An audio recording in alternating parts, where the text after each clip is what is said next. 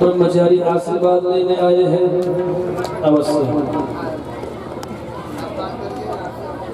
अविलंबिष्णाभिचक्रमे त्रिधारिदेवब्रह्म समूढमस्य भागं स्वाहा आमायन्तु ब्रह्मचारिणः स्वाहा नमायन्तु ब्रह्मचारिणः स्वाहा क्षमायन्तु ब्रह्मचारिणः स्वाहा क्षमायन्तु ब्रह्मचारिणः स्वाहा।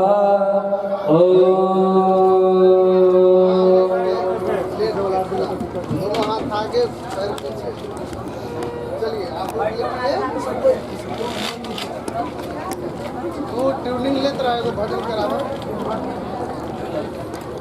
लगा शंकर जी का भजन गा रहा है।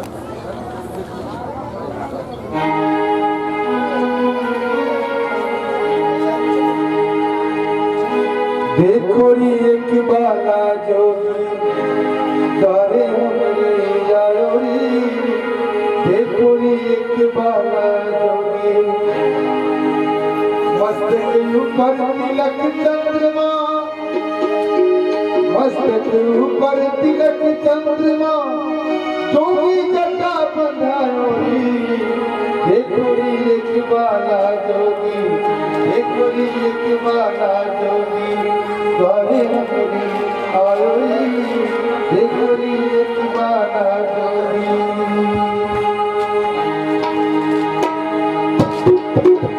मोती मानिक के नबनारी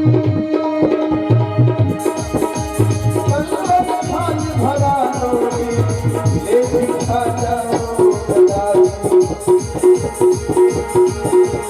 ले भिक्षा जाओ सदारी मेरा लाल जला ले भिक्षा जाओ सदारी मेरा लाल जलाओ।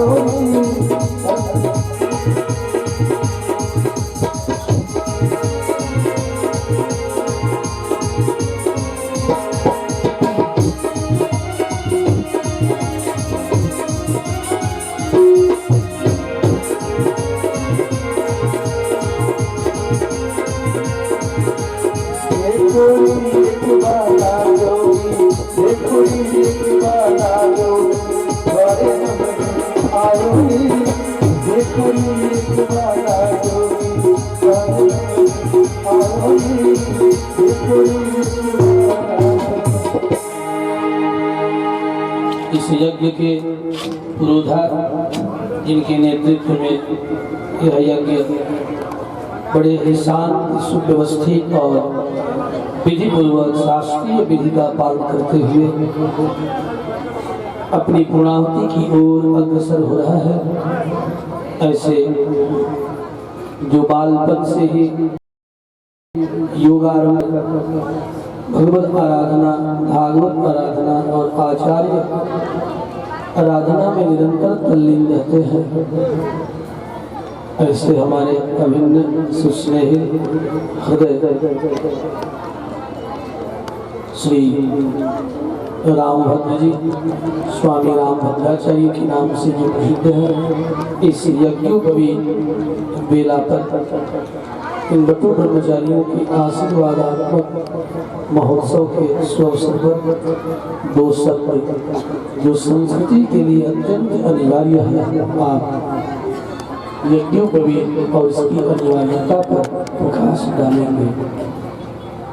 प्रेम से बोलिए श्री जगत नारायण भगवान की जय, श्री लक्ष्मी नारायण भगवान की जय, ब्रह्म पूज्य श्रीपाद पीठाधीश्वर गोपालाचार्य श्री त्रिवेणी स्वामी महाराज की जय, नगर बस्ती की जय। प्रिय धर्मानुरागी सज्जनों, माता बहनों, आज का जो क्षण है, आज का जो समय है, आज का जो बेला है, आज का जो मुहूर्त है, आपके जीवन के लिए एक बड़ा ही सुंदर सबसे श्रेष्ठतम समय है। न जाने आपके पूर्वज लोग कितने आगे चले गए, उनके भाग्य में नहीं हुआ कि हम यज्ञ करा सके, लेकिन वही पूर्वजों की कृपा से आप लोग के अंदर में सद्विचार आए, सद्बुद्धि आई, सब लोगों में एकत्व आया, समाज में प्रेम बना, झगड़ा झंझट तो सबके घर में होता है, लेकिन जहाँ पर आन बान शान की बात है, गांव की प्रतिष्ठा की बात है, गांव की संस्कृति की बात है, गांव की सभ्यता की बात है, गांव की मर्यादा बात है, तो एक व्यक्ति विशेष की शिकायत या किसी तरह का शिकवा शिकायत नहीं होती है तो पूरे गांव का होता है। लेकिन आप लोग बड़े ही दिव्य भक्त हैं। आप लोग रात दिन परिश्रम करके न ठंडा देखा, न धूप देखा, न गर्मी देखा, रात दिन एक करके सारे, चाहे छोटे हो बड़े हो, हम क्या बताएं, ऐसे ऐसे छोटे बच्चों को हमने यहाँ अनुभव किया है, देखा है।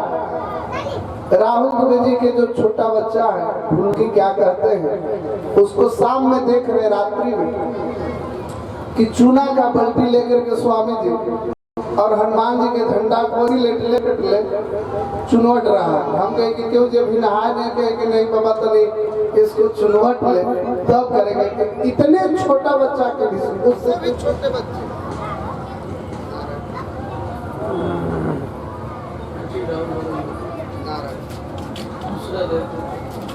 कट गया,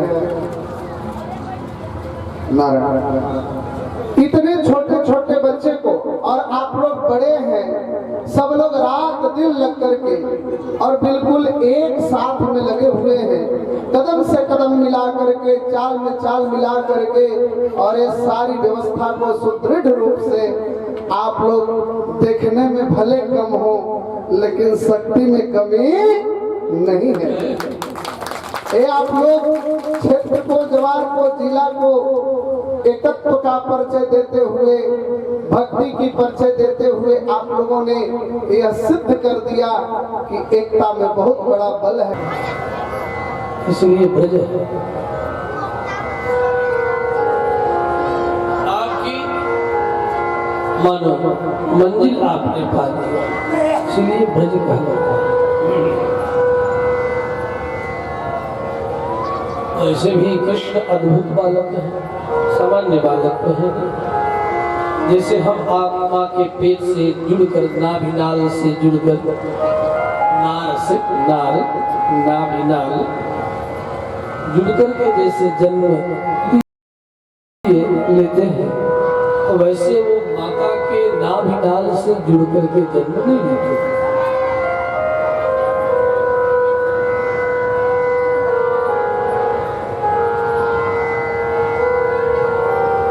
They are not connected by placenta. वे नाभिनाल से कनेक्ट होकर के, युक्त होकर जन्म नहीं लेते, है ना अद्भुत। हम यदि नाभि से जुड़ करके जन्म न ले तो पोषण ही न हो, प्राण ही चला जाए। जिस बच्चे का जन्म माँ के नाभि से जुड़ करके न हो, उसकी नाभि माँ से जुड़ करके न रहे तो उसका प्राण नहीं बच सकता। लेकिन पूरी की पूरी माता देवकी के पेट में कृष्ण 10 माह रह गए, पूरे 10 माह रह गए, लेकिन माँ के द्वारा खाए गए अन्न जल के द्वारा उनका शरीर का पोषण नहीं हुआ।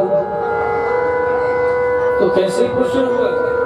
अपने संकल्प के द्वारा। माँ के पेट में रह कर के भी वे माता के द्वारा खाए गए अन्न से पुष्ट नहीं होते, इसलिए उनकी नाभि माँ के पेट से जुड़ी हुई नहीं होती।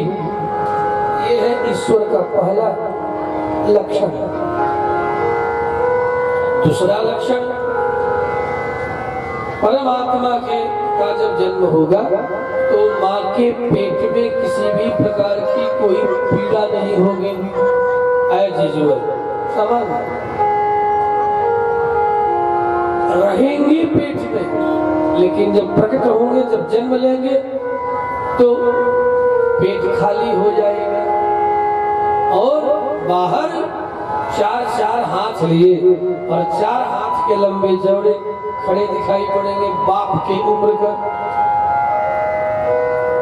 इसलिए सुखदेव ने कहा तमद भूतम, ये अद्भुत बालक है, न भूतम जिनका कभी जन्म नहीं होता, जिनका कभी मरण नहीं होता, अजायमान है, कभी जन्म नहीं लेने वाले, लेकिन इच्छा हो तो 1000 बार जन्म ले, मर्जी इनकी, निज इच्छा निर्मित तनु, अपनी इच्छा है तो 1000 बार जन्म लेंगे, शरीर बनाए मर्जी इनकी चलेगी, कोई कारण नहीं।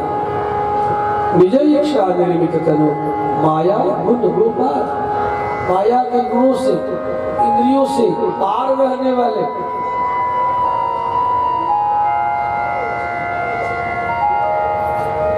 इसलिए इन्हें अद्भुत बालक है। बालक ही क्यों कहा? इसलिए बालक का मतलब एक तो सीधा नन्हा शिशु, दूसरा ये सारे जगत का संचालन करने वाले हैं, इसलिए अद्भुत बालक है। इसलिए बालक शब्द का अर्थ हुआ बालयति, बाल संचलने धातु है, बालयति संचालयति, बागादीन ब्रह्मांडादीन, ब्रह्मांडानि अनंत अनंत ब्रह्मांड का जो संचालन करते हैं, ये ऐसे बालक है।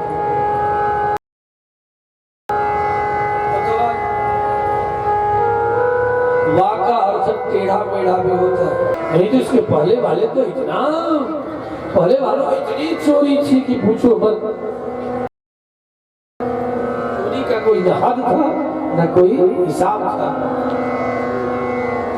ये तो जब से ये दाढ़ी वाला बाबा आया है, ये मोदी साहब दाढ़ी वाला बाबा, और एक बिना दाढ़ी वाला जो भी आ गया तो अलग ही है।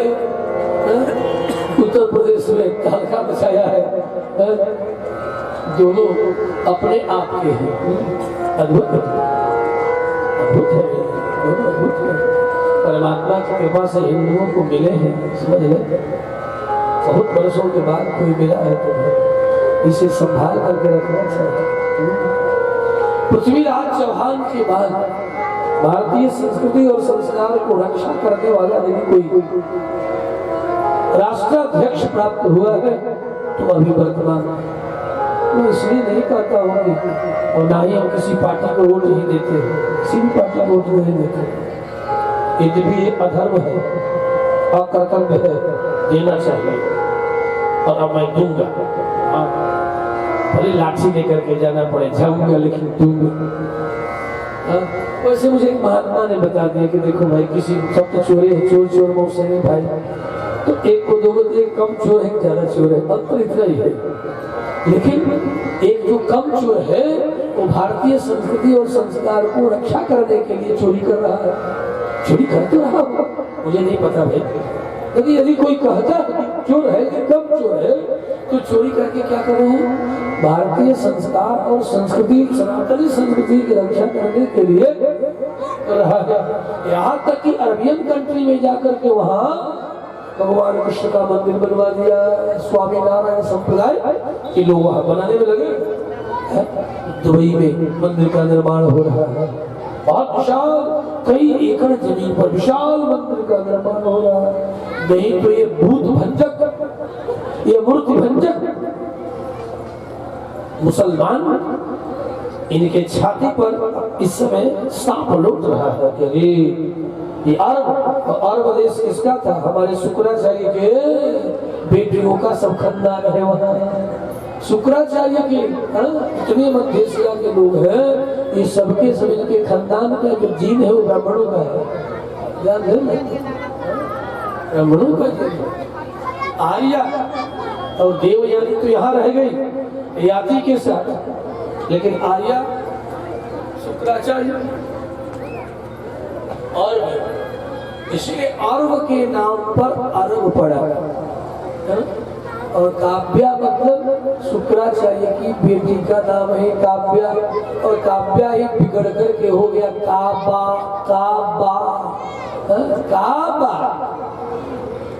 समझ में आवत है कि ना आवत है? काबा, काबा शब्द नहीं है, काव्या है। और वे लोग पुराण कहते हैं ना, वास्तव में पुराण ही है। हमारे यहाँ से कुछ इधर उधर कुछ कर धर करके, और क्योंकि मूल तो था नहीं, पुराण का मूल तो उनको मिला नहीं, इसीलिए उनका चाचा अबू बकर का चाचा था। अबू बकर ने एक चिट्ठी लिखा था, वो चिट्ठी अभी भी वहां पर पड़ी हुई है, ताम्र पत्र पर वह चिट्ठी है, जिस चिट्ठी में लिखा था कि जब मैं चला जाऊं दुनिया से तो मेरे शरीर को गंगा और जमुना के मध्य में दफना दिया जाए। जिसे हिंदू सनातनी महात्माओं को जमीन में रख देते हैं, छोटे छोटे संस्कार रहित बालकों को भी जमीन में जैसे भू समाधि दे देते हैं, वैसे हमें भी भू समाधि दे दिया जाए। जरा पूछो ना कि मोहब्बत से पहले तुम्हारा इतिहास क्या है, यहाँ पर किस धर्म का बोलबाला है, पूछो उनसे, जवाब दे। मोहब्बत से पहले तुम्हारे इस अर्थ में क्या था, है तुम्हारे पास इतिहास? वे इतिहास की चोरी करते हैं, चोरी भी करेंगे और सीना चोरी भी करेंगे, और कहते भी है हंस के लिया पाकिस्तान, लड़के लिया लड़के लूंगा हिंदुस्तान। सावधान, यदि सावधान नहीं हुए तो भारत में छोटे छोटे बहुत से पाकिस्तान बनते चले जा रहे। और यदि कहीं कांग्रेसियों का राज्य रहता तो ये पता नहीं क्या क्या होता। कांग्रेसियों का राज्य होता है, कांग्रेसी मुस्लिम परस्त है, ध्यान देना। कोई हमें कहे कि बाबा वाजपेयी है, कोई हमें कहो, हजार बार कहो, जो संस्कार और संस्कृति की रक्षा करेगा उसके साथ में हजार बार खड़ा होगा। मैं निरपेक्ष नहीं हो सकता, मैं सेकुलर नहीं हो सकता, मुझे सेकुलर कोई ना बना है, मैं धर्मानुकूल नहीं, और कोई हो भी नहीं सकता, कोई सेकुलर हो भी नहीं सकता। जो सेकुलर होने की बात करते हैं वे दाम्भिक और पाखंडी लोग असली। तो हम फिर इधर उधर फिसल गए। आओ दोबारा हरि नाम का स्मरण कर लो, नालायकों का नाम लेना पड़ता है, आओ भगवान का नाम ले लो।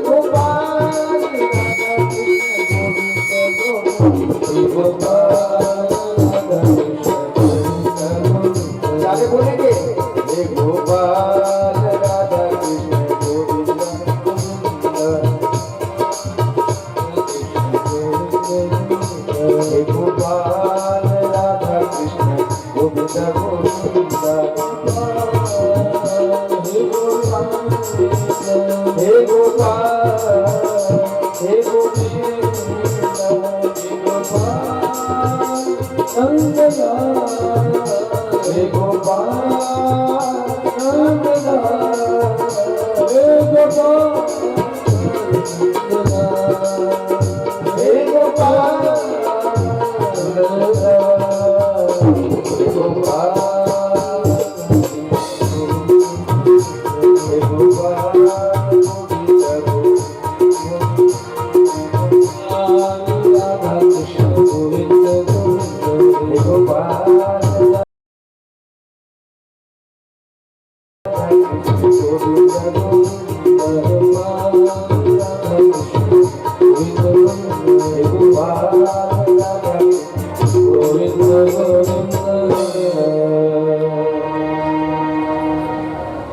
बाबा नंद कंस को कर देने, पुत्र की सूचना देने, धन को शुद्ध करने के लिए नंद गोकुल से छकड़े के छकड़े हीरे जवाहरात बनो मणिमाणिक्य, साथ में दूध दही घी मधु माखन सब मटके के मटके सजाकर और तुझे अपने सेवकों को साथ ले अन्य सेवकों पर गोकुल की रक्षा का भार समर्पित कर निकल पड़े कंस के यहाँ। कंस की राजधानी मथुरा, कंस के राज्य दरबार में आए। शिष्टाचारोपरांत नंद ने कहा, राजन मैं ब्रजराज 100 वर्ष की अवस्था में पुत्रवान हुआ हूँ, ब्रजरानी 80 वर्ष की है। कंस फाड़ फाड़ के देखने लगा, नेत्र फाड़ फाड़ के, अरे 100 वर्ष का बुढ़ा 80 वर्ष की बुढ़िया और बेटा हो नहीं सकता है। शीघ्र अपने सेवक को बुलाया, कान में फुसफुसा रहा है, ये लगता है कि सच होगा। उसने कहा कि प्रभु इस दुनिया में कुछ भी असंभव नहीं है, अघटन घटना पटियान परमात्मा की कृपा हो तो कुछ भी हो सकता है। पंग चढ़ेगी मुंह बाचार गूंगा बोल सकता है और लगड़ा हिमालय पार कर सकता है। यह कृपा तम अहम बंदे परमानंद माधव, ऐसे परमानंद माधव भगवान की कृपा यदि हो जाए तो हे राजन कुछ भी असंभव नहीं।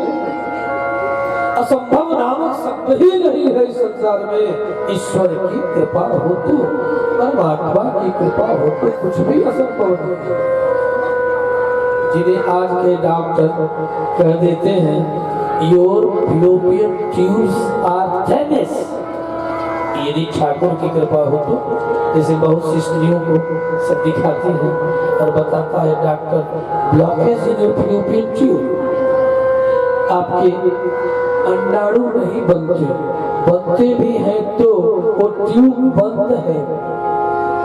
अब तो माताएं घबरा जाती है, दादा अब क्या करें, कहीं ये विवाह असफल न हो जाए, तनाव में आ जाते हैं, बावरी सी हो जाती है, कितनी तो पगला जाती है, चिड़चिड़ा हो जाती है, घर के काम में मन नहीं लगता। और माँ के शरीर को यदि संतान की प्राप्ति न हो तो जितना ही देर से संतान की प्राप्ति होगी उतना ही अधिक चिड़चिड़ापन बढ़ेगा, अवसाद बढ़ेगा। इसलिए मैं भारतीय सनातनी पद्धति का आश्रय लेते हुए कहूँगा अपनी कन्याओं के लिए, अपनी बहुओं के लिए, अपनी बेटियों के लिए कि प्रथम संतान को आने में देर मत करना। उसके साथ छेड़छाड़ किसी भी आधुनिक रस रसायन का, भौतिक यंत्रों का, भौतिक औषधियों का रोक टोक के लिए प्रयोग नहीं करना चाहिए। देवियों ध्यान देना, प्रथम संतान के साथ जो अनाचार करता है उसे आने में जो रोकता है प्रायः करके देखा जा रहा है आज। क्योंकि मैं तो बहुत झटके से, हमारे पास हर प्रकार के लोग आते हैं, समझ लेना कि साधु दुनिया भर का पेट है, इतने घरों का पेट हमारे भीतर है, कुछ नाम नहीं लेते। लेकिन मैंने जो अनुभव किया है आज की बहुएं जो प्रथम संतान को आने में रोक टोक कर रही है भौतिक साधनों का प्रयोग करके। दादी सुन रही हो ना मेरी बात? वो दादी आगे बैठी हुई, इसी दादी को बोल रहा हूँ, सुन रही हो ना बात? समझ में आती है ना? ये आज की जो बहुएं है ना, ये प्रथम संतान को पहले बेटा बेटी को आने बड़ा रोक टोक कर रहे हैं। 1 वर्ष के बाद, 1.5 वर्ष के बाद, 2 वर्ष के बाद, 3 वर्ष के बाद संतान तेरे हाथ की बात है। तेरे बाप का कोई नौकर है क्या? तो मिल जाएगा। ईश्वर इच्छा से प्राप्त होता है। इस कम से कम प्रथम संतान में छेड़छाड़ मत करो, उसे आने दो, उसका मार्ग मत रोको। ऐसी ही बहुएं आज रो रही हैं और 1000 बार डॉक्टरों का चक्कर काट रहे हैं, 13 तरह की औषधियां खा रहे, और पूछो तो झूठ बोल देते। पति भी झूठ बोलता, नालायक वो भी झूठ बोलता। और वो क्या करे, वो तो पति की परतंत्र है, उसे तो बोलना ही पड़ेगा। पति ने चाहा कि साल भर के बाद, 1.5 वर्ष के बाद, 2 वर्ष के बाद, तो क्या करें, उसके साथ जीवन जीना है। तो सोची कि चलो तुम जो टैबलेट लाओगे खा लूंगी, और खा करके साल 2 वर्ष यूं ही गुजार दिया। और बाद में जब संतान की इच्छा हुई तो पता चला कि इतने विपरीत रसायन शरीर में जा चुका है टैबलेट के माध्यम से, संतान को रोकने वाले टैबलेट के माध्यम से, कि अब मे बी पॉसिबल नो। अब तो डॉक्टर चक्कर खिला रहा है, आज आना तो कल आना, 1 सप्ताह बाद आना, ये दवा वो दवा फला। बड़ी बड़ी कंपनियों का कुचक्र है, दवा कंपनियों का कुचक्र है। पहले इनको दवा खिला करके रोको, 1 वर्ष 2 वर्ष ये झूठी आश्वासन देके, क्योंकि पश्चिम की संस्कृति भोग संस्कृति है, इसलिए तुम्हें भोग के लिए उकसाते हैं। केवल भोग दुनिया का भोग, और ये भी बने रहो। और जब संतान की इच्छा होती है तो वही डॉक्टर जो रोकने के लिए दवाई खिलाए हैं, अब न रुके इसके लिए दवा देते हैं। इस तरह क्या हो रहा है, मल्टीनेशनल मेडिसिन कंपनियों का अपार व्यापार बढ़ रहा है। ये केवल व्यापारिक नीति है, पश्चिम की नीति बंधुओं व्यापार की नीति है, लेकिन भारत की नीति क्या है, प्यार की नीति है, परिवार की नीति है। भारत ने सदा से पूरे विश्व के एक परिवार के रूप में देखा है, तो परिवार में व्यापार नहीं किया जाता। कोई अपने परिवार में व्यापार करता है कि जिसे जो कमी है पूरा कर देता है, और उसके पास जो है वो उसके पास जो कमी है, सदा से भारत में विनियोग चला है, व्यापार नहीं चला। विनियोग मतलब हमारे पास नहीं है, आपके पास है, आपसे ले लिया, हमने जो कुछ उपजाया आपको दे दिया। इस तरह अपने गांव में ही सभी गांव स्वावलंबी थे, सभी स्वावलंबन से जीते थे। अपने पीने के लिए बावड़ी, तालाब, कुआं, ये नल, ये नालायक नल कब साथ छोड़ दे कोई ठिकाना नहीं है। ये नालायक नल कब साथ छोड़ दे, ये पंपिंग, ये समर सेवल इसको कब साथ छोड़ दे। हम तो भैया भुक्त भोगी है, अपने आश्रम में भुक्त भोगी है। एक बार ज्येष्ठ का महीना और संयोग से मैं दूर था, बिना सूचना की पहुंच गया, पता चला कि समर फेल है, और जो चापाकल था वो भी दोनों फेल, एक पहले से ही फेल। अंत में काम क्या आया, वही कुएं का जिसका पानी भरना लोग बंद कर रहे थे, वही कुएं का पानी। हमने कहा इस कुएं को साफ करो, इस कुएं को ठीक करो, ठीक करा, कुआं को सदा कुआं बनाए रखो, इसका पानी रोज प्रयोग करो। घर में बावली को सुरक्षित करो, अपने कुएं को सुरक्षित करो। ये चापा और सबर के चक्कर में मत पड़ो। ये पश्चिमी संस्कृति तुम्हें केवल व्यापार के लिए आई है। अभी कुछ दिन पहले घर घर में आरो चल रहा था ना, और पूरा वही वैधर से चल रहा है कि आरो का पानी पीना बेकार है, आरो का पानी पीना बेकार है। क्यों? 276 प्रकार के मिनरल्स जो आपके शरीर के लिए जरूरी है उसे छान करके फेंक देता है। कुछ हार्मफुल जो नुकसानदायक मिनरल है, खनिज लवण है, उसे तो फेंकना ठीक है, लेकिन जो उपयोगी है उसे भी फेंक डालता है। और पूरा शरीर में उन लवणों को पूरा करने के लिए टैबलेट आ गए हैं। दाल के अलग है, भात के अलग है, पानी के अलग है, उसमें खनिज लवण पूरा करने के लिए कि पानी के खनिज लवण को पूरा करने के लिए टैबलेट खाइए, दाल चावल के खनिज लवण को पूरा करने के लिए ये टैबलेट खाइए। उसकी भी टैबलेट आ गए हैं। हर्बल कंपनियों ने मल्टीनेशनल पूरे विश्व स्तर पर व्यापार चल रहा है। ये सब कुछ तुम्हारे सत्ता के नाम के सामने इस तरह देखो, सरकार जनता को लूटती है। ध्यान देना, एक सूत्र दे रहा हूं, सरकार सत्ता जनता को लूटती है और लूट करके उसी में से कुछ थोड़ा सा कहीं नल लगा दिया कि कुआं की सफाई कर दिया। जनता समझती है सरकार तो बड़ा काम कर रही है, सरकार काम कर रही है। तेरे ही गांठ का पैसा लेकर सरकार तुम्हें कुछ देती है? सरकार कुछ नहीं देती, तुझसे लेती है। सरकार देती कुछ नहीं, अपना भी पेट भरने के लिए और कर्मचारियों का भी मासिक देने के लिए तुम भी उनका मासिक दे रहे हो। इसलिए समझो सत्ता को बुद्धिजीवी बनना चाहिए। श्री कृष्ण चंद्र भगवान की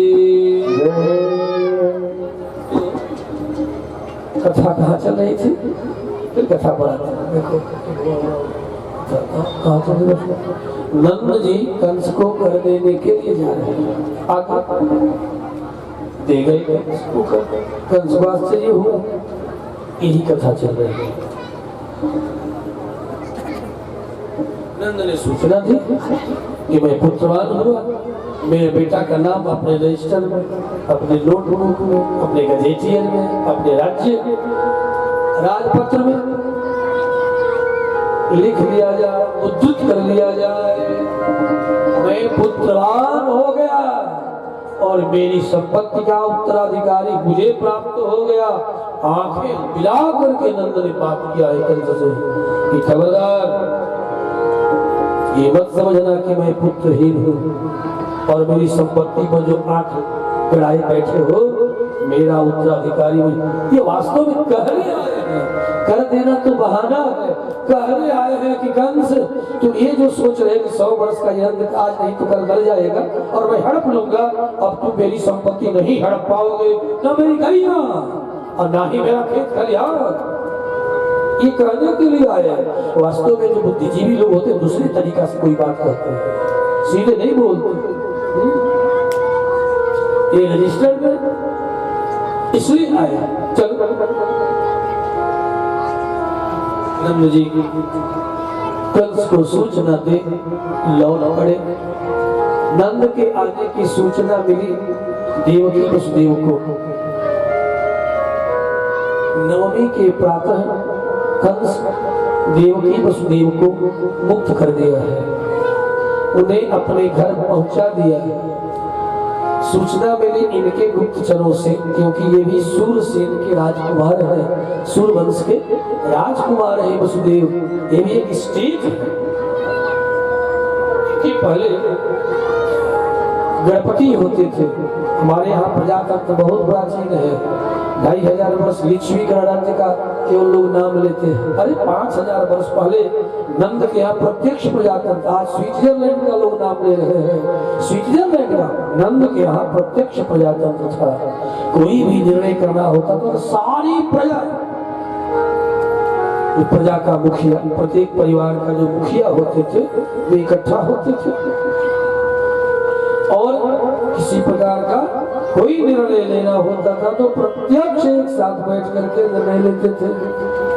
उसमें ब्रजराज थे नंद, जो स्वतः गणपति भी है, ब्रजराज भी है, ब्रज के राजा है और एक गण के गणाध्यक्ष है, जो अपने राज्य में प्रत्यक्ष प्रजातंत्र स्थापित किए हैं। इसके लिए हमें ब्रह्म वैवर्त अन्य पुराणों को भी पढ़ना चाहिए।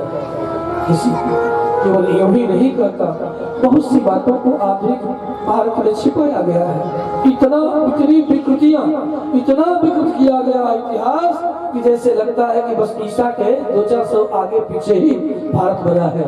नालायक ये है समाजवादी इतिहासकारों का कुचक्र। ईसा के 200-400 आगे पीछे के भारत है।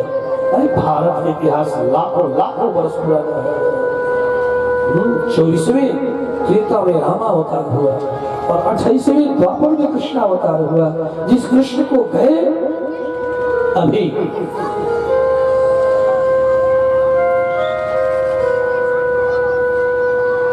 देखो अभी कल्याण चल रहा है 5122 गुजर गया 23वां वर्ष कल्याण चल रहा है और इसमें 125 वर्ष भगवान कृष्ण की आयु जोड़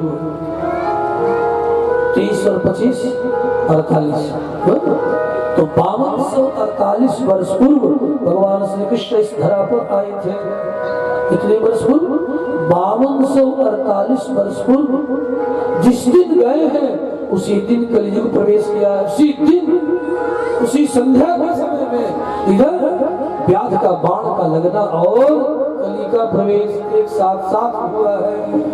संध्या का समय था, सूर्य अस्ताचल की ओर जा रहे थे और भगवान कृष्ण पीपल के वृक्ष के नीचे एक अपने जंघे पर दूसरे चरण को रख करके चिंतन कर रहे थे। उसी समय व्याध ने सोचा ये कोई मृग होगा, चला दिया बनाया ठाकुर ने। जिस समय वह बाण चलाया ठीक वही काल है कलयुग का प्रवेश का। तो संध्या का समय था और दिन तिथि भाद्र महीना अनहरिया बुझा है ना। भादों के महीना अनहरिया भादों के महीना और अनहरिया। तिथि रहे 13 प्रदोष तिथि 13 के साझी था। संध्या के समय में कलयुग आई और वही घड़ी भगवान उसी समय भगवान गए यहाँ से गए अपने देश। सब लोग रो पड़े हाय हाय तुम कहाँ गए। चिट्ठी न कोई सके जाने कौन सा देश जहाँ तुम चले गए। चिट्ठी न कोई संदेश हो,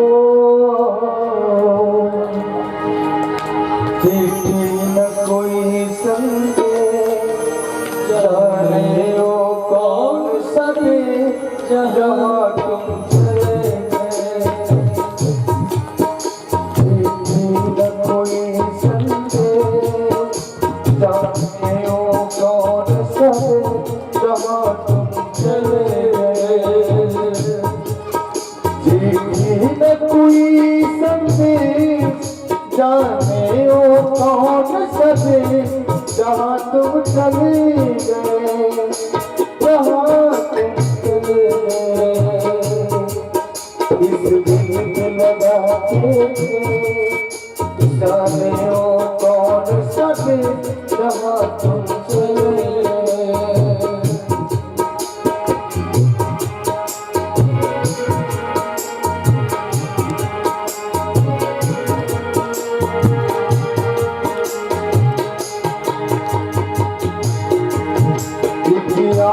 भरी होगी हमने न सुनी होगी, जाते जाते तुमने आवाज तोड़ी होगी।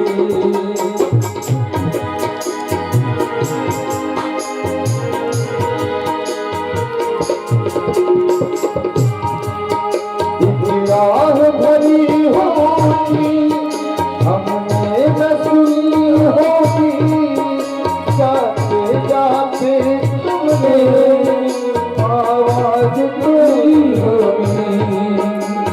दिल में लगाते जाने वो कौन सके जहाँ तुम चले गए।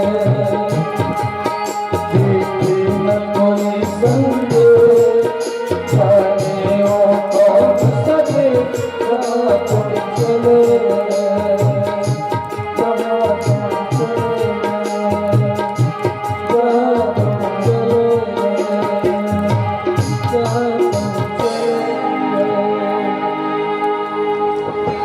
माल कर दिया बच्चों को माला पहनने का मतलब इतना बढ़िया गजल गाते हो सचमुच में इतना बढ़िया गाया। मुझे तो लगा ही नहीं कि मेहदी हसन गा रहे हैं कि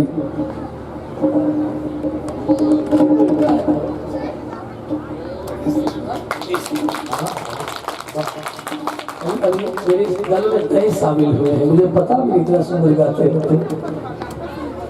दल में नए शामिल हुए थे, जगजीत सिंह गाई संजोग सुनी जी बस अपने आप उठ गया। मुझे तो क्या तो रहते क्या पता कब ये सरस्वती क्या प्रेरित कर देगी। और मुझे एक पंक्ति भी सुन से कुछ भी क्या बस मुकड़ा चिट्ठी न कोई संदेश जाने वो कौन संदेश से हाथ तुम चलेंगे, बस इतना पूरा करके मेरी प्रतिष्ठा रख ली, मेरी इज्जत रख लिया।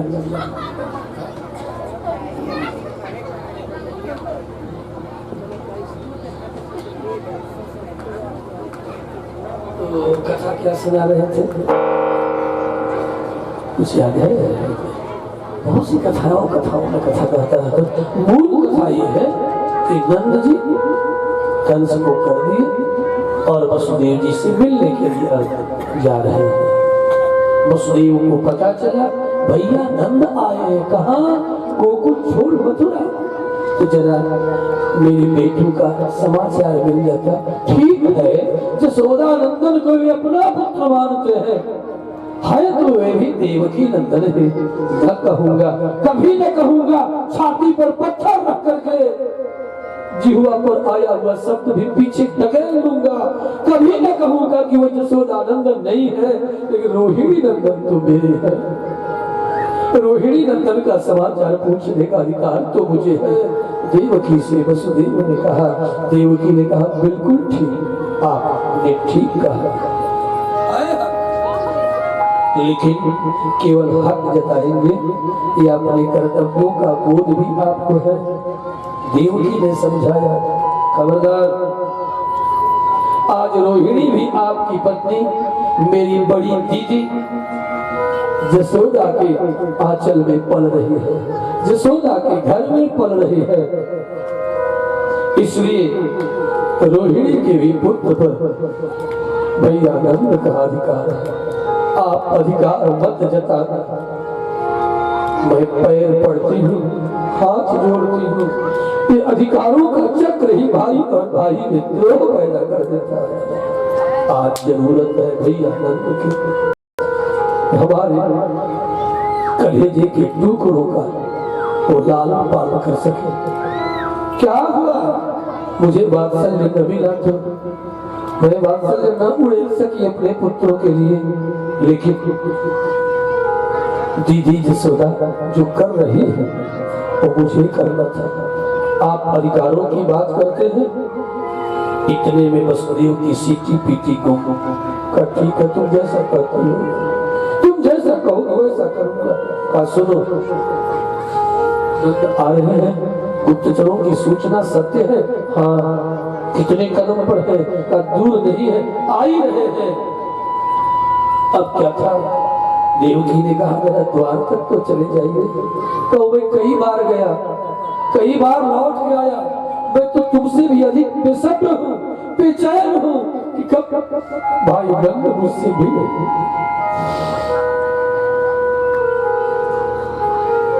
देवकी भी आंखों में आंसू लिए निहार रही है।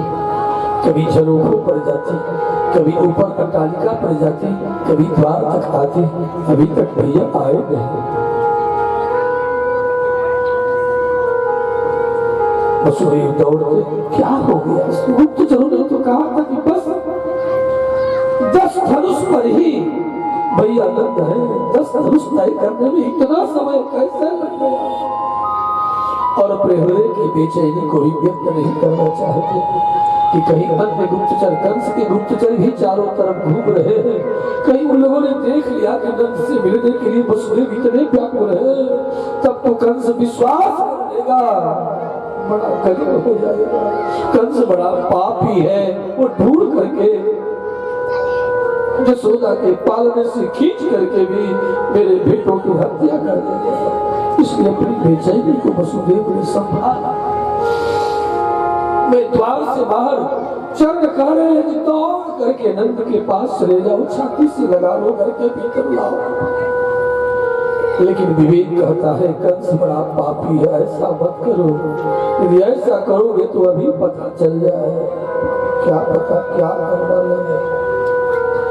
इसलिए वसुदेव ने अपने बेचैनी को संभाला है। आखिर विलंब क्यों?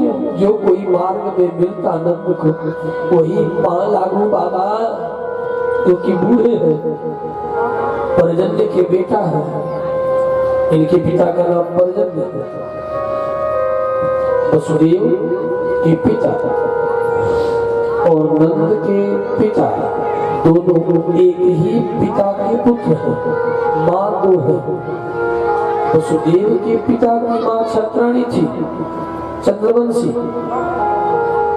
और नंद के पिता की मां गोप कन्या थी। दोनों के बाबा एक थे,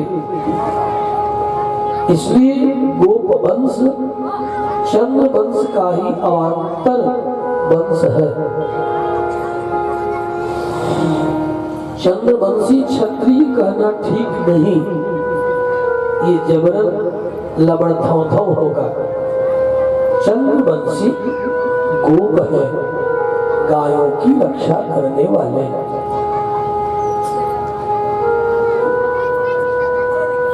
जादव कहने की अपेक्षा अपने को अहिर कहे तो उत्तम होगा। आप समझो, जादव से भी अधिक ज्येष्ठ और श्रेष्ठ टाइटल है अहिर। लोग नहीं जानते कि अहिर का अर्थ क्या है।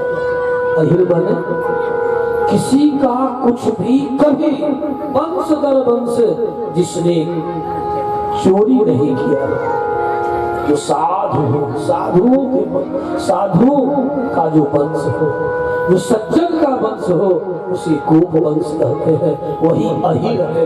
न ह्रियते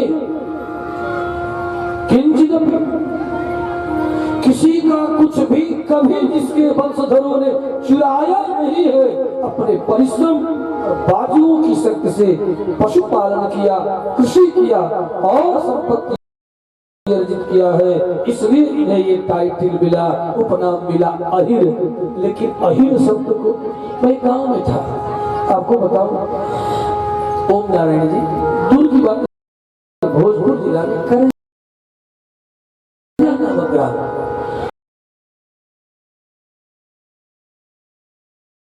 तो यहाँ एक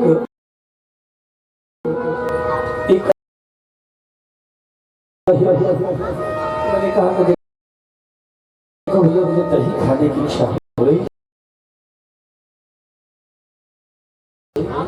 तो संयोग से कथा को बैठा था, इतना बड़ा बगीचा बात करके, जाड़ी का समय था, तो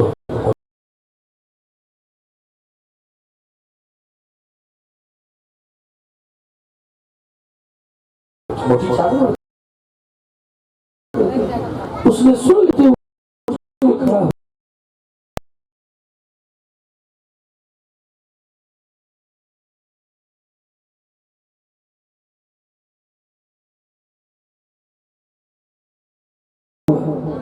और खड़ा होकर कहा, स्वामी जी आज तो नहीं, लेकिन कल अपनी गुड़िया के हाथ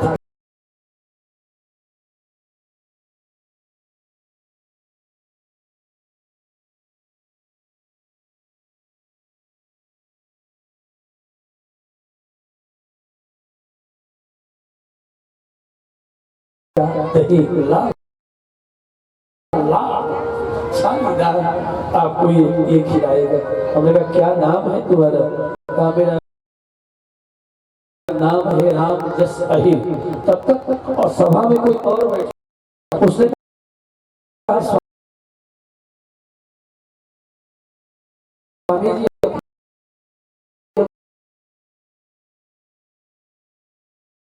यही कहते हैं, अरे बड़े धनवान है ये फला राम जस जादव है। आखिर करीब के कहा खबरदार, आज के बाद तुमने मुझे जादव कहा तो मैं जादव नहीं हूँ, मैं अहिर हूँ। मैं अहिर हूँ अहिर। ये है स्वाभिमान अपने टाइटल के प्रति। उस अर्थ को सत्संग करता था और किसी महात्मा का उसे सत्संग मिला था। किसका सत्संग किया था? देखो ये सब रिकॉर्डिंग हो रहा है। स्वामी नरसिम्हानंद का उन्होंने सत्संग किया था और उन्होंने ही बताया था कि जादव से ज्येष्ठ और श्रेष्ठ टाइटल है अहिर, इसलिए अहिर रहो। यदि तुम अपने को जादव लिख रहे हो तो भ्रम में हो, मत लिखो, अहिर लिखो। इसका बहुत सुंदर अर्थ है। बता गया ना, जिसके पूर्वजों ने कभी किसी पर कुतुष्ट नहीं किया, किसी के धन पर कुतुष्ट नहीं किया, किसी के धन पर चुराया नहीं, जो साधुओं का वंश है। इसलिए देखो कहानियों में भी पढ़ोगे कि एक अहिर था, जादव था नहीं, एक अहिर था, लेकिन क्या था? भक्त था। एक ब्राह्मण था, गरीब था, एक अहिर था, भक्त था। अहिर शब्द आता है प्राचीन कहानियों में भी। जादव नहीं है, लेकिन जादव भक्त था, अहिर था, भक्त था। एक बनिया था, बड़ा धनवान था। अहिर को वंशानुगत भगवत भक्ति की प्राप्ति, उसके जीवन में भगवत भक्ति है, उसके गुण सूत्रों में भगवत भक्ति है, उसकी अनुवंश में भगवान की भक्ति है। तो थोड़ा यत्न करता, इतना सीधा साधा भोला श्रम से जीने वाला है। श्रम की निंदा मत करना। ये 2 टके के धूर्त बिना श्रम की संपत्ति कमाते हैं, उनसे दूरी बना के रखना। अधिक धनमांस के चक्कर में मत पड़ना। ये श्रमहीन लोग बड़े पाचाल और धूर्त होते हैं। जो बिना श्रम की संपत्ति कमाते हैं वे धूर्त होते हैं। उन धूर्तों से सावधान रहना। लेकिन हमारे अहिरों के पास तो कुछ भी है वो श्रम का है। आज भी जो सच्चा अहिर है, मैंने देखा है कि गाय पालन करके, भैंस पालन करके, अरे बगल वाले क्षत्रिय और ब्राह्मणों की जमीन को खरीद लिया आश्रम से। गांव गांव में मैं देख रहा हूँ, प्रत्येक गांव में देख रहा हूँ। और आज बड़े अच्छे हैं, आज भी गोपालन कर रहे हैं दरवाजे पर और तमाम नगर महानगर उपनगरों में जा करके। इसलिए भैया हम तो अहिर भक्त हैं, इसी बात है। जो अपने आप को वही कहता है उससे मैं दिल से मानता हूँ। ठीक होगा कोई जादव? यदि जादव हो तो फिर वैश्य क्यों लिखते हो अपने को? जवाब दो। यदि जादव लिखते हो तो फिर वैश्य क्यों? क्षत्रिय लिखो। ये हिम्मत नहीं है ओबीसी में आने के लिए। धूर्त, ये धूर्तों का लक्षण है। यदि जादव लिखते हो तो ओबीसी में क्यों निकलो? तब तुम क्षत्रिय हो। जदुवंश क्षत्रिय वंश है। इसका मतलब तुम अपने को नहीं पहचानते। मेरी बातों का उल्टा अर्थ मत लेना। ये सब रिकॉर्डिंग हो रहा है, कल के बाद भी सुन लेना, दोबारा सुनना, 1000 बार सुनना, सुनाने के लिए ही। क्योंकि मैं कुछ भी बोलता हूँ तो रिकॉर्डिंग करा था। ये न कहोगे बाबा आपने तो ऐसा कहा था, वैसा कहा था। तो जो कुछ भी कहता हूँ छाती ठोक के कहता हूँ और इतिहास के साथ कहता हूँ, शास्त्र और पुराणों का अध्ययन करके कहता हूँ, ऐसे नहीं करता। तुम्हारे प्राचीन इतिहास को पूछो इनसे कि आप जादव हो तो कौन से जादव हो? तो कहेंगे मजरौट है। मजरौट यदुवंश का भेद है। मूर्ख, तुझे किसने कह दिया जादव? तू जादव हो? मजरौट और कृष्णौट ये यदुवंश में नहीं आता। ये अहिर वंश का भेद है। मजरौट और कृष्णौट। कृष्णौट का जानते क्या होता है? यदि कोई इसमें ज्यादा हो तो जो अहिर हो तो बताओ, तो और विस्तार से बताऊंगा। कोई नहीं है, छोड़ो जाने। क्योंकि हम इसी पर शोध किए हैं, ये हमारा विषय है। इसी विषय पर मैंने शोध किया, इसी का मैं कथाकार। मजरौट का मन आवत, वही भ्रष्ट होकर के मजरौट बन गया। और कृष्णौट बने कृष्णावत। कृष्णे न अवति, जिसकी रक्षा कृष्ण ने की, वही अहिर वंश कृष्णावत कहलाया। और मन्नावत ये मेले हैं जो खास नंद के वंशधरों में आते हैं। जो खास नंद के वंशधर हैं वे मजरौट कहलाते हैं। जो सीधे भगवान कृष्ण के साथ जिनका संबंध है, रक्त संबंध है, और जिनके साथ रक्षा का संबंध है वे कृष्णावत है, और जिनके साथ रक्त संबंध है अर्थात जिनकी थाली की रोटी कृष्ण ने खाया है नंद के कुल में वे मन्नावत अर्थात मजरौट। ये दो ही शाखा आपको मिलेगी, तीसरी कोई शाखा जल्दी नहीं मिलने वाली। दो ही शाखा है, और इन दो शाखा में से भी किसी शाखा के हैं तो आप जादव लिख करके अहिर टाइटल का अपमान न करो। ये अपमान है, आपके अपने पूर्वजों का अपमान है। अपने पूर्वजों का अपमान मत करो, अब से भी बदलो और बदल करके अहिर लिखो। और आकार ह्रस्व इकार और रा ही दीर्घ नहीं ह्रस्व है अहिर न ह्रियते किंचिदपि कस्मादपि कस्मिंश्चिदपि किसी से कुछ भी कभी जिसके वंशधरों ने चोरी नहीं किया है। ये कितना बड़ा अर्थ है बाबा, कितना सुंदर अर्थ है आपके टाइटल का, आपके उपनाम का। लेकिन देखो बहुत लोग आजकल समाज में कुछ हो रहा है, छोड़ो जाने दो, हमें क्या, हमें क्या। जिन्हें बोलना चाहिए वो बोलना बंद कर दिए। इसीलिए भारतीय सनातन समाज बिखर रहा है, भारतीय समाज अपने को समझ नहीं पा रहा है और तुम्हारे साथ कुचक्र किया जा रहा है। सुनो सुनो, भला अभी अपने देश में एक की टाइटल दे दी गई वाल्मीकि, भला वाल्मीकि। जो सच्चे इस बात को समझने वाले लोग हैं वे इसका विरोध करते हैं। उन्हीं के घर में जो ठीक ठीक इतिहास को जानता है वो विरोध करता है।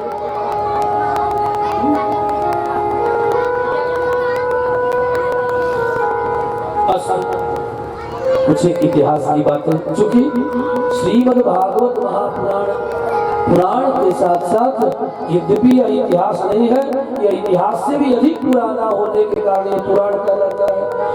इतिहास से भी अधिक पुराना है इसलिए इसका नाम पुराण है। इतिहास से भी श्रेष्ठ है, ज्येष्ठ है पुराना होने में, इसीलिए इसका नाम पुराण है। श्री कृष्णचंद्र भगवान की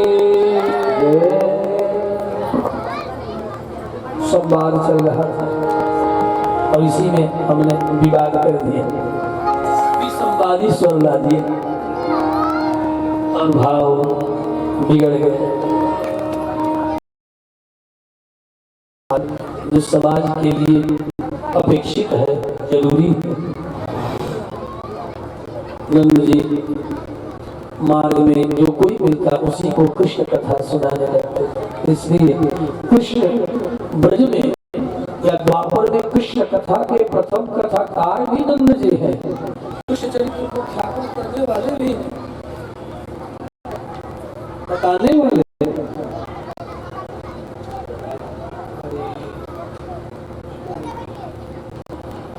अब समाप्त हो रहा है, 6 बजे और विराट पूजन महोत्सव मनाना था। विराट पूजन महोत्सव के लिए तो वही उत्सव की तैयारी तो है ही नहीं, तो वहाँ दौड़ के क्या करें? मैं तो वहाँ दौड़ करके जाए या पूजन का महोत्सव मनाए पूजन, तो इसलिए वहाँ हम दौड़ करके न जाएंगे बाबा। हम जहाँ कथा सुना रहे हैं नहीं सुनाएंगे, दौड़ते जरूर तमाम छलांग लगाते उस कथा को पकड़ने के लिए, लेकिन अब छलांग नहीं करना, बड़ा उछल कूद करना पड़ता है और बिना उछल कूद के ही जीवन और के रोआन चरित्रों में चित्त लग जाए बस। ये भागवत चित्त लगे, और जब चित्त लगेगा तो अपने आप भाव की निर्झरनी, भाव की झरने आंखों से झरने लगेंगे। श्री कृष्णचंद्र भगवान की जय। गान तो करने पड़ेगा ना, करोगे।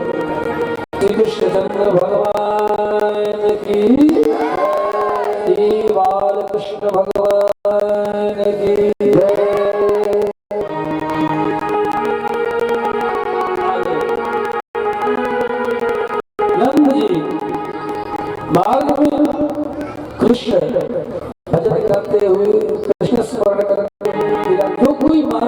आता उसी से कृष्ण चरित्र सुनाने लगते और सबसे कहते कि तुम लोग भी मेरे लाला का दर्शन करने आना, इतना सुंदर है कि देखते रहो।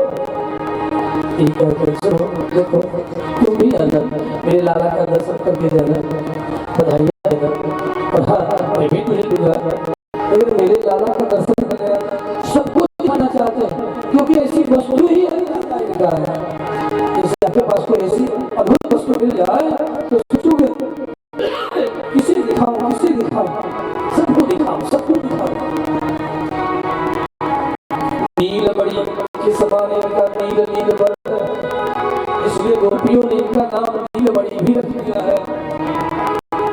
कनुआ भी रखा, कन्हैया भी रखा, करनी भी रखा, कर्णू भी रखा। इधर बाबानंद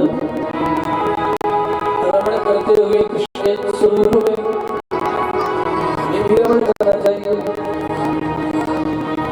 जगन्नाथ भजन में रमी रहता, जगन्नाथ भजन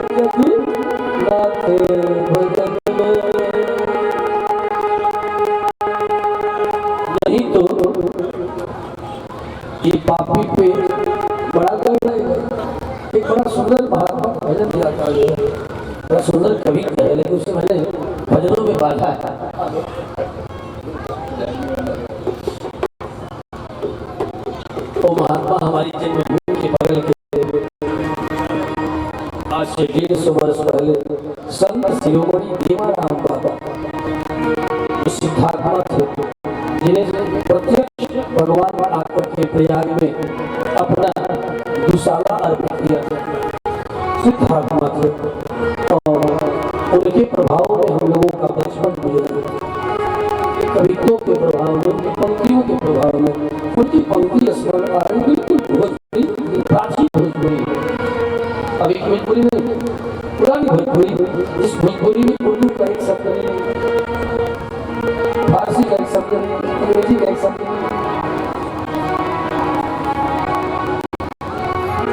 उन्होंने कहा यदि ऐसा न करोगे तो ये संसार तुम्हें हाल बेहाल कर देगा। और सबसे ज्यादा ये पापी पेट का पापी पेट का इतना चौड़ा बीच रहे कुछ न मिले तो उल्टे पापा उसको मिलना चाहिए।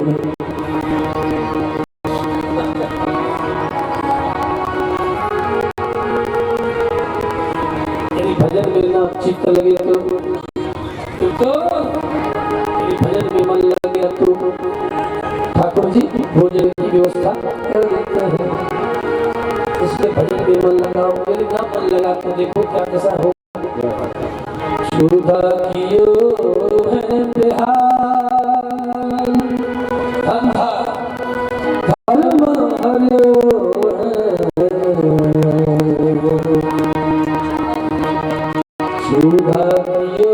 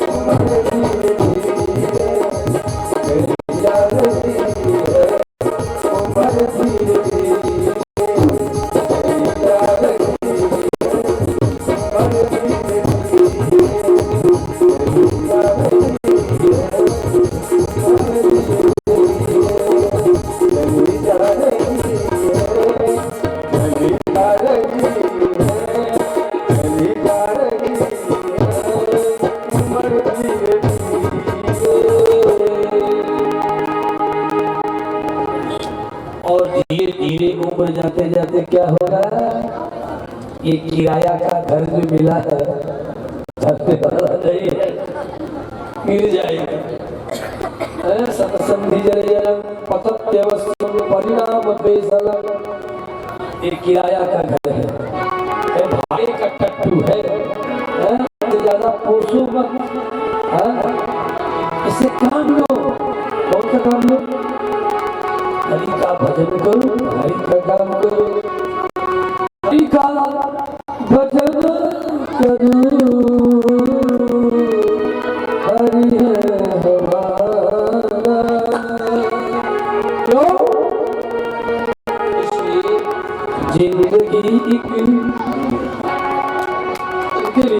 ये छोड़ा, जिंदगी एक किराए का घर है,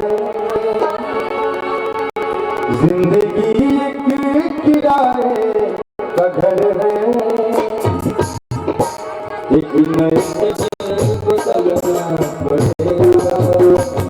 जिंदगी एक किराए का घर है, जिंदगी एक किराए का घर है, एक नए को चलना पड़ेगा।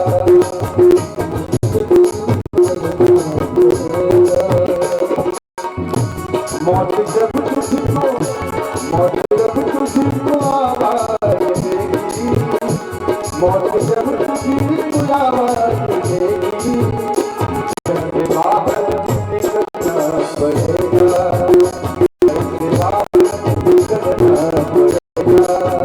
जिंदगी एक किराए का घर है, जिंदगी एक किराए का घर है,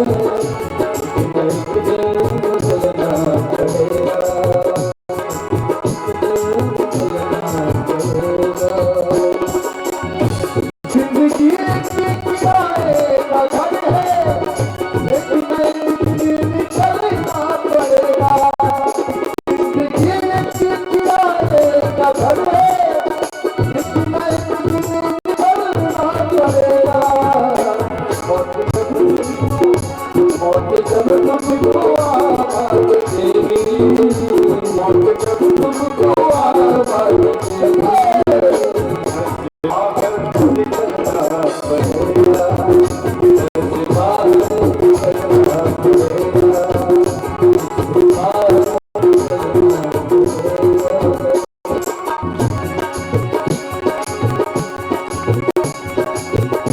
मौत का जब बजा तिरंगा, वो पीपल में सोने तिरंगा,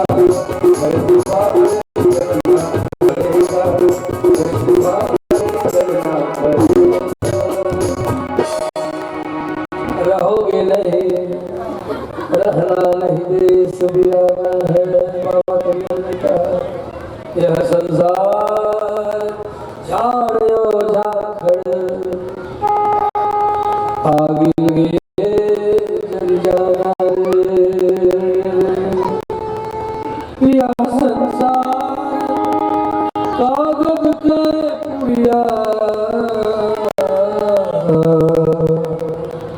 बूंद पड़े गली जाना। परमात्मा ने जो तुम्हें कर्तव्य दे रखा है, माता पिता भाई बंधु सगे संबंधी, इन सबको भगवान का प्रतिरूप मान परमात्मा ने इन्हें हमें सगे संबंध के रूप में दिया है।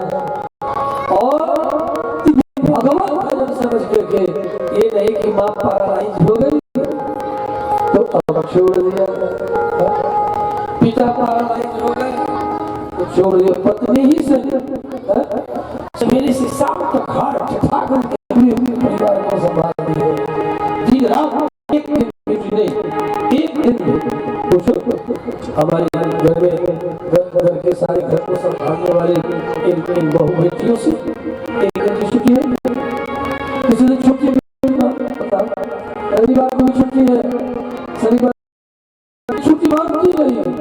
प्रेम और ममता का परिणाम कभी छुट्टी नहीं मांगती, मुझे छुट्टी चाहिए।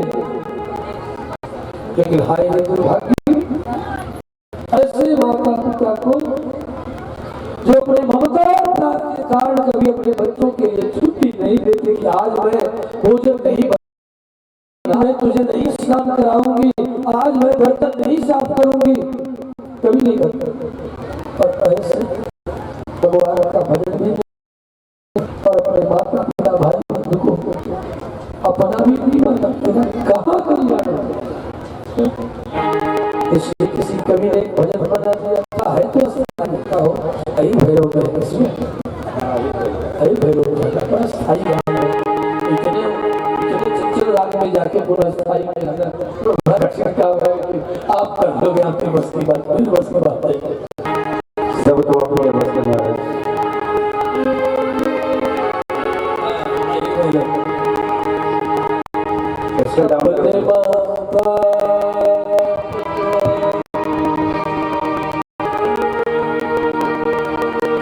जब भी जी चाहे नई दुनिया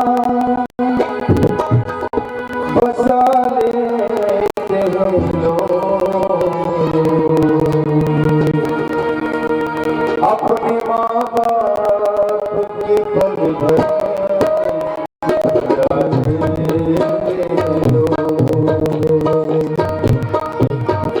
अपने माँ बाप को पल भर में भुला देते हो।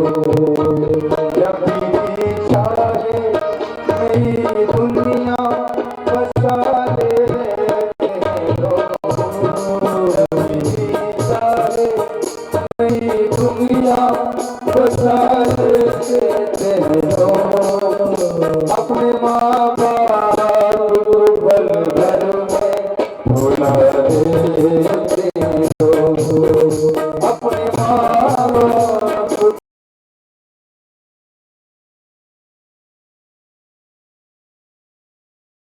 पल भर में भुला देते हो।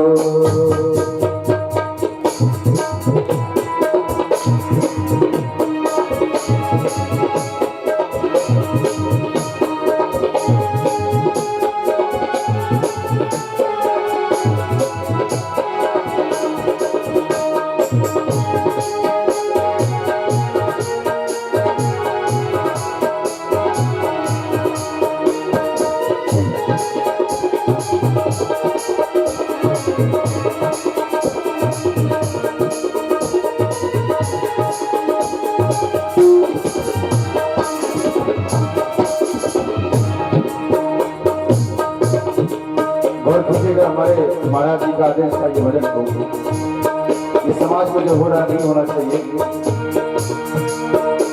जो माँ ने मुझको जन्म दिया,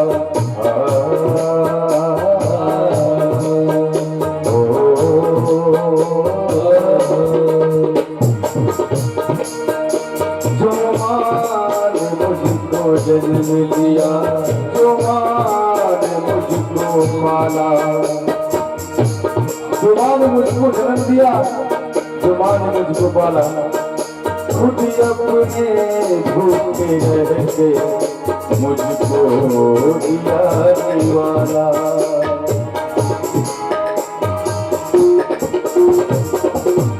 ऐसे में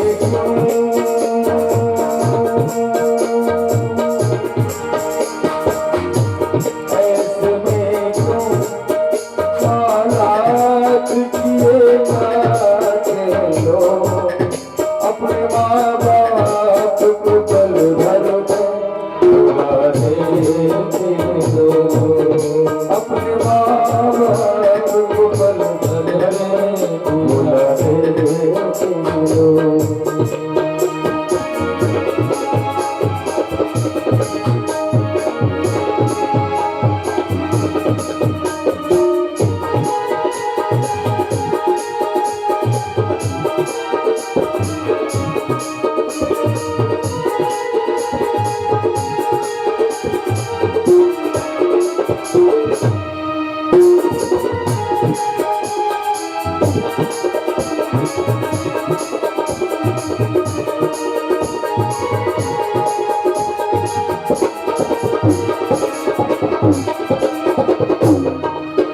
लास्ट बात गौर कीजिएगा, बड़ी मार्मिक बात है।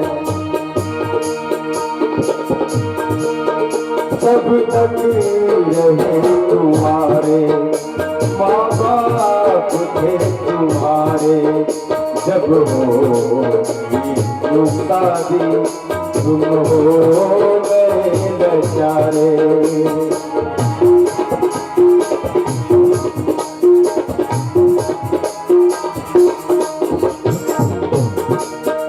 जब तक थे तुम्हारे माँ बाप थे तुम्हारे, जब हो गई शादी तुम हो गए बेचारे।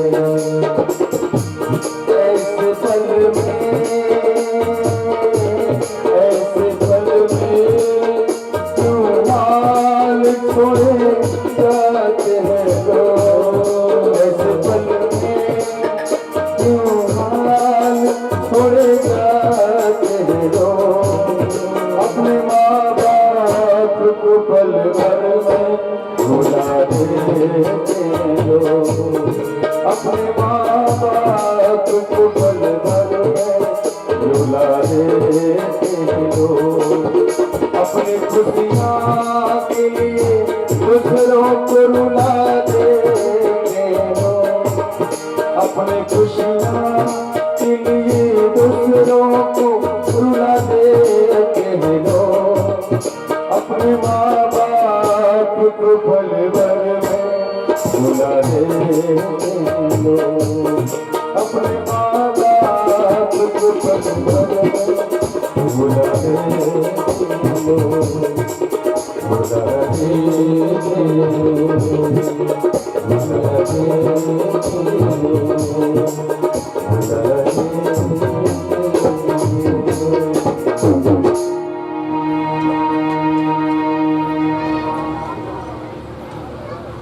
ये कैसे संभव हो पाता है? आज की कड़ी में इतना कलह से भर दिया, व्यक्ति इतना निष्ठुर होता चला जा रहा है, इतना कृतज्ञ होता जा रहा है। देखो, एक वसुदेव और नंद के नाते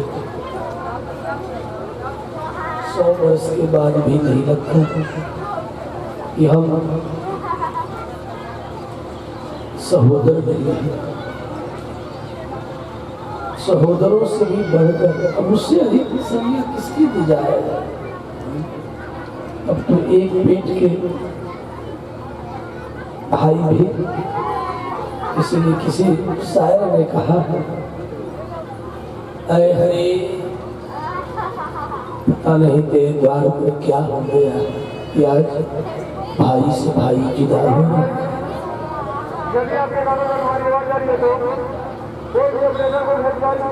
प्रसंग पर स्मरण करूं तो नंद जी ने देखा वसुदेव को, तो देखते ही वैसे ही दौड़े जैसे कोई गाय अपने बछड़े के लिए दौड़ती है। भ्रातृत्व ही नहीं है, वात्सल्य भी है। नंद बड़े, वसुदेव छोटे, और छोटा भाई पुत्र की तरह पालन पोषण के योग्य होता है। इस तरह गाय दौड़ती उसी तरह दौड़ती।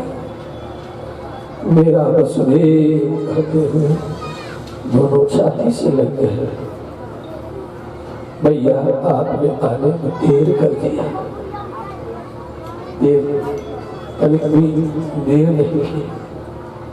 मैं तो आ ही रहा था, लेकिन मार्ग में जो लोग मिलते भला कैसे उनसे दो शब्द न बात करते। कई वर्षों के बाद तो मैं आया इस मथुरा में।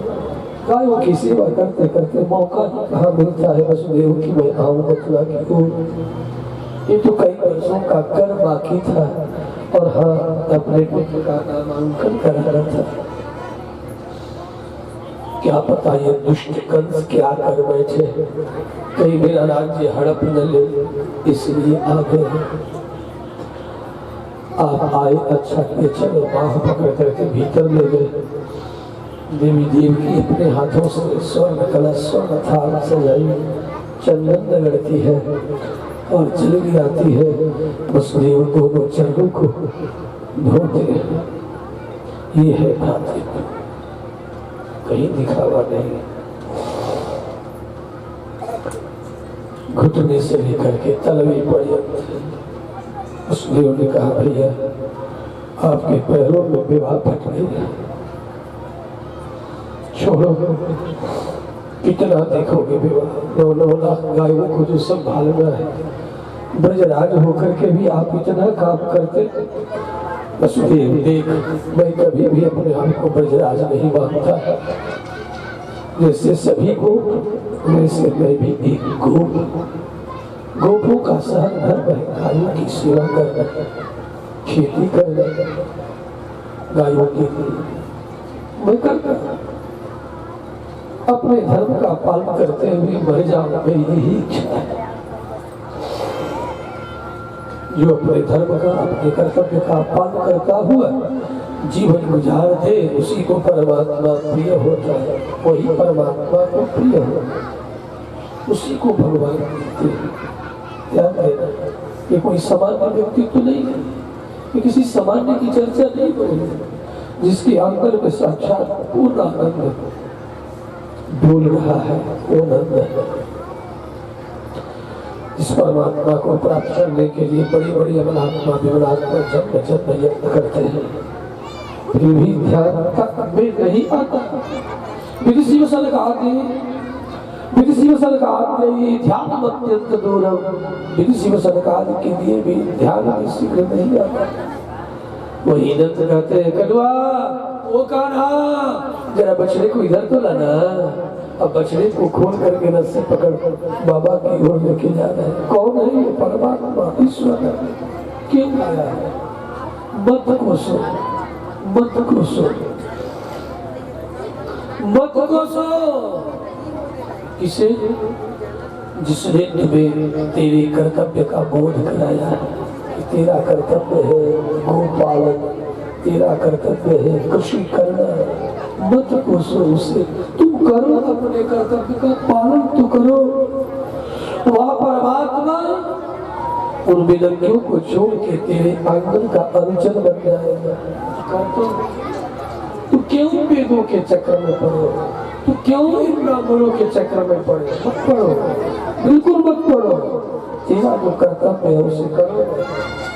मैं इतना ही कहता हूँ, तुम मत पड़ो सत्ता के चक्कर में।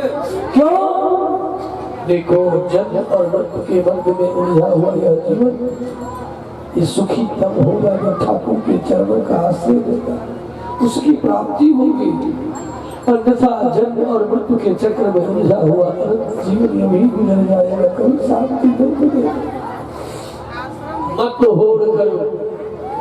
तुम्हें परमात्मा ने जहाँ जन्म दिया है, उस अपने पूर्वजों के कर्तव्यों को जानो कि मेरे पूर्वज क्या करते थे। जो करते थे करो, तुम्हें उसी से मिलेगा, तुम उसी से सिद्ध हो जाओगे। कभी द्वापर का वाल्मीकि नामक स्वपच अपने धर्म का त्याग नहीं किया। जिनके पूर्वज कुत्ते पालते थे, कुत्ते पकड़ते थे, खाते और खिलाते थे, भले उन्होंने अपने जीवन में कभी नहीं खाया, हरि भजन किया, साग पात खाकर हरि भजन किया। परिणाम परमात्मा कृष्ण उन्हें कंधे पर बिठाकर किसे आदेश कर रहे हैं?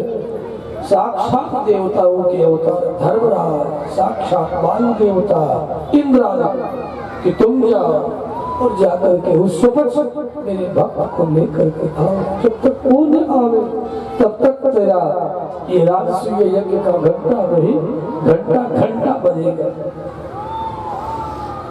ये है स्वधर्मे निधनम श्रेयः।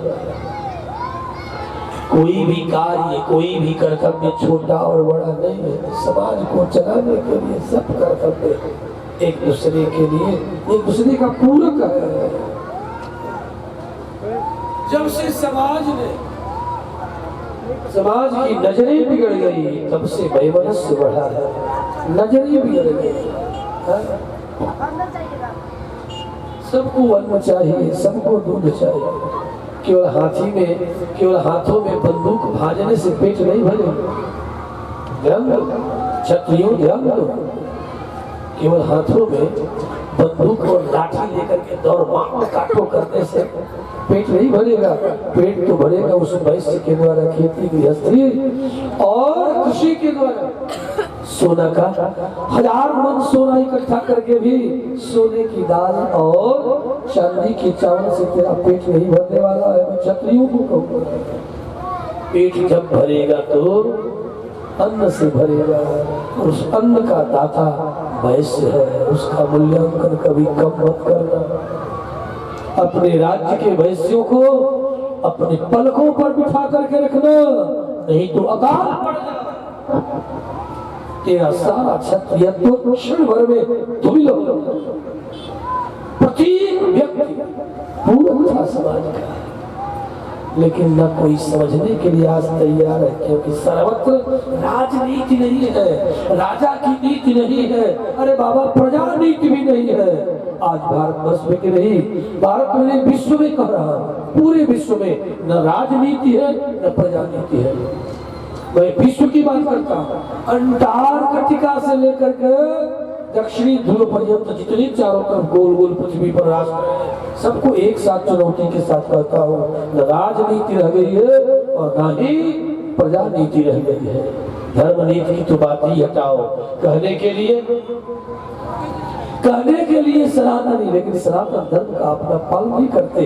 कहने के लिए मुसलमान ईमान, क्या तुम अपने मुसलमान अर्थात पूर्ण ईमान पर हो? अपने छाती ठोक करके पूछो अपने से, क्या तुम मुसलमान हो?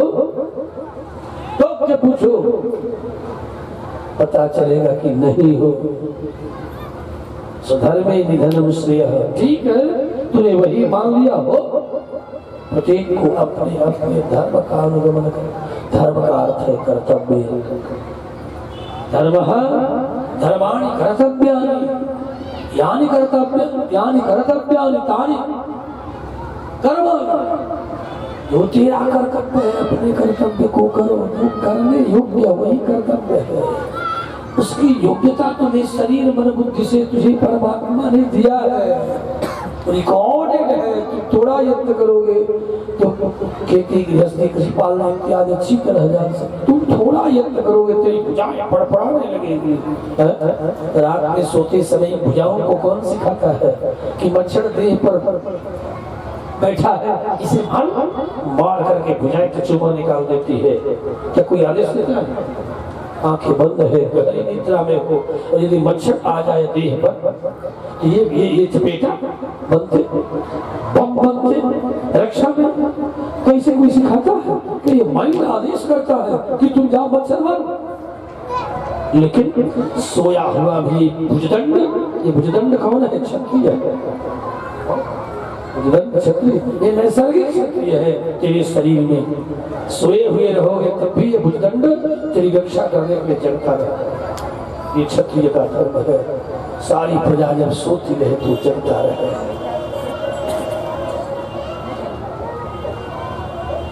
और जब कोई तेरे चरणों में आवे ठीक ठीक कर्तव्य का बोध प्राप्त करने के लिए, और तूने यदि कपट किया तो तुम ब्राह्मण नहीं हो, तेरे रक्त में दोष उत्पन्न हो गया।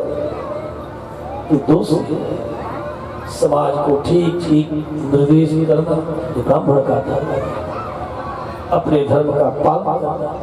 आज ब्राह्मण भी विपथ हो गया है, पतित हो गया है, और ब्राह्मण के पतित होते ही क्षत्रिय वैश्य शूद्र सभी पतन की ओर है। परिणाम आपस में घमासान है चारों ओर। भारत में घमासान, अन्य देशों में ये जातियां नहीं, लेकिन अलग अलग है। पूछो आपका समुदाय का क्या नाम है? सुमेकर। सुमेकर जूता बनाने वाला। वहाँ अमेरिका में जाओगे ना तो काम के अनुसार उनका टाइटल है। हमारे यहाँ भी थी कार्य के अनुसार टाइटल, काम के अनुसार टाइटल थे। विभिन्न प्रकार के कुंज बनाते, फलों का देखभाल करते, उन्हें कुंजर कहा जाता। कुंजर कुंजम रात चलाती थी कुंजर। अब अवलोक भाषा में कुजड़ा, अरे कुजड़ा शब्द नहीं है, कुंजर शब्द है। कुंजर माने सुंदर सुंदर लताओं का घर बनाने वाला। तो कैसा सभी काल में अनुकूल बने। एयर कंडीशन बनाने वाले कुंजर होते थे। कुंजर जो वृक्षों का, लताओं का भरण पोषण करते थे। ये सब नाम काम के नाम है।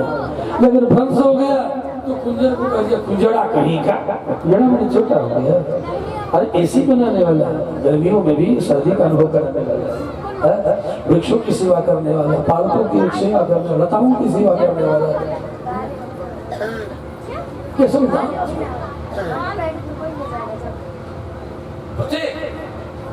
समुदाय का अलग कार्य के अनुसार नाम प्राप्त हुआ। देखो ये कार्य, और जन्म से ही सबकी जीने की वृत्तियां निर्धारित थी। अब तो आज का बच्चा पूछता है, उसके अलग अलग लोग निर्धारित हो रहे हैं कि मुझे क्या करना चाहिए। मैं तो मैट्रिक पास कर लिया, मैं तो MBA कर लिया, मैं तो CA कर लिया, क्या कर किस क्षेत्र में जाना चाहिए। नालायक कोई शिक्षा है? शिक्षा वो शिक्षा है जो जन्म से ही तुम्हारी वृत्ति निर्धारित कर, जन्म से ये तुम काम करो, इसी से पूरी जिंदगी तुम्हारी चली जाएगी। कहीं गंद भटकने की कोई जरूरत नहीं है। और इसकी वकालत में देखो, जब भी वकालत करेगा ठीक ठीक सत्धर्म का वकालत करेगा तो वकालत करने वाला कोई शुद्ध ऋषि वंश का व्यक्ति ही ठीक ठीक धर्म का वकालत करेगा। जिसे न सत्ता चाहिए, जिसे न धन जमीन चाहिए, जिसे न नौकरी चाहिए, क्या नहीं चाहिए? जिसे न सत्ता चाहिए अर्थात क्षत्रियों का हक नहीं चाहिए, जिसे न जमीन चाहिए अर्थात वैश्यों का हक नहीं चाहिए, और जिसे न नौकरी चाहिए अर्थात जो हर प्रकार के कला में प्रवीण है, जिनके संबंध में सोच करके काम में उन्हें लगाना चाहिए। सोच करके, क्योंकि सोच करके काम में लगाएंगे तभी ठीक ठीक काम होगा। प्रयुक्ता तत्व दुर्लभ। सूत्र माने छोटा नहीं, सूत्र माने नीचा नहीं, सूत्र माने आपकी बुद्धि का कबाड़ा निकाल दे। इस व्यक्ति को कहाँ लगाओगे, किस काम में लगाओगे। इतने कलाओं से वह युक्त है, इतने गुणवान है वह कि किस काम, उन गुणों में किस कार्य में लगाने की, उसमें जो सबसे अच्छा गुण हो उसमें उसे लगाना है। वो गाना भी जानता है, बजाना भी जानता है, शिल्प भी जानता है, गृह निर्माण भी जानता है, रक्षा का भी कार्य जानता, दुनिया का सब जानता है। क्या नहीं जानता, सब जानता है। और तुम सोचो कि कहाँ लगा, तुम सोचो। वो सोचने के जो क्या मतलब इतने कलाओं में प्रवीण है कि तुम्हारा ब्राह्मण का मस्तिष्क भी सोचना पड़ जाएगा कि उस आदमी को मैं कहाँ लगाऊं। इतने कलाओं में वो प्रवीण है, ये मतलब है शुद्ध का सोचना। तो शुद्रा ये वैसे वैसे नहीं करते। बड़ी बड़ी व्युत्पत्तियां संस्कृत के विद्वान भी सुनेंगे। सोचना शुद्ध अथवा शौचात शुद्ध, अत्यंत हृदय से पवित्र है, निष्कपट है। दूसरा अर्थ है जो हृदय से निष्कपट है। शौचात शुद्ध, शौचना शुचि माने पवित्र होता है।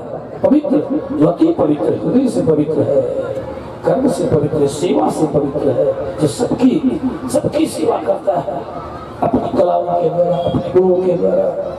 लेकिन डिवाइड एंड रूल, फूट डालो और रद्द करो। उन लोगों ने इतना अर्थ को बिगाड़ दिया। अरे वे विदेशी आए और तुम्हारी संस्कृत को पढ़ के पढ़े, क्या रक्षा करने के लिए? नहीं, तुम्हें तोड़ने के लिए। और किसी काम के लिए नहीं पढ़े। चाहे मैक्स मुलर पढ़ा हो, चाहे बुल्के साहब पढ़े हो, सबने हिंदू सनातन धर्म के लोगों को तोड़ने के लिए बुल्के साहब से लेकर के मैक्स मुलर तक, मैक्स मुलर की 2 चिट्ठियां पकड़ी गई, जिसे नागरी प्रचार सभा लखनऊ ने छिपा करके छापा। 30 वर्ष मैक्स मुलर आकर के काशी में रहा था और काशी के विद्वानों से अंग्रेजी वेद पढ़ा था। उस मैक्स मुलर की 2 बेटियों ने चिट्ठी लिखा अपने बाप के पास कि पिता तुम संस्कृत क्यों पढ़ रहे हो, क्या लाभ, इससे अपने जाति और धर्म का क्या उपकार होगा। तो मैक्स मुलर ने जो लिखा वो चिट्ठी आज भी छपी हुई है नागरी प्रचारणी सभा लखनऊ से। और किस पुस्तक में छपी है?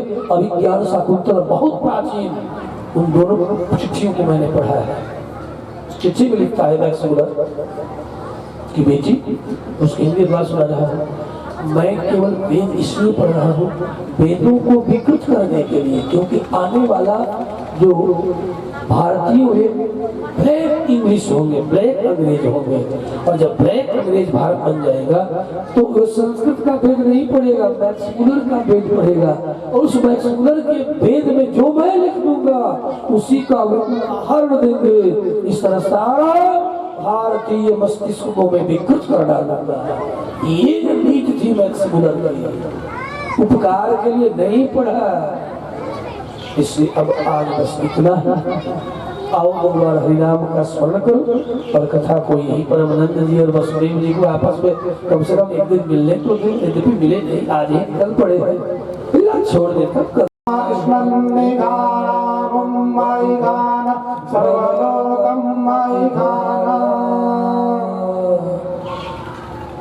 जलेन शीतलीकरणं पुष्पैः देवाभिवन्दनं पुष्पाञ्जलिः। जलेन यज्ञवेदं देवास् कानि धर्माणि प्रथमान्यासन्नं नागं निर्माणः यत्र पूर्वे साध्याः सन्ति देवाः। सुरंगवल्ली शतपत्रजाते सुवर्णचम्पाद्वकुलोद्भवानि गृहाण देवे समयार्पिता।